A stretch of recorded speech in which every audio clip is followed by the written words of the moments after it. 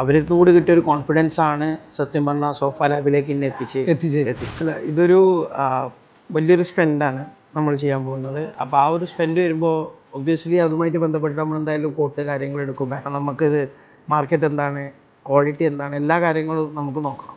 അപ്പോൾ അതുകൊണ്ടുമായിട്ട് ബന്ധപ്പെട്ടിട്ട് കോട്ടുകൾ എടുത്തിട്ടുണ്ടായിരുന്നു. ഒരുപാട് കൊട്ടേഷനുമായിട്ട് ബന്ധപ്പെട്ടിട്ട് ചെയ്തു.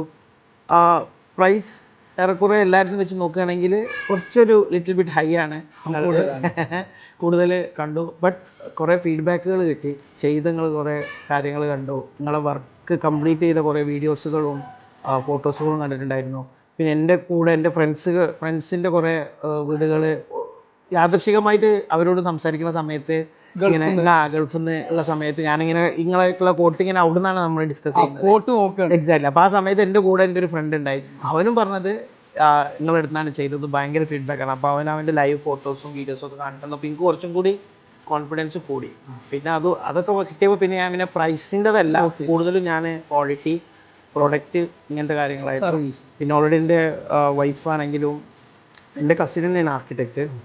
അദ്ദേഹം പിന്നെ വൈഫും കൂടിയാണ് നിങ്ങളെ അതിലേക്ക് വന്നത്, ഷോപ്പിലേക്ക് വന്നത്. അപ്പോൾ അവരും നല്ല ഫീഡ്ബാക്ക് കാര്യങ്ങൾ തന്നു.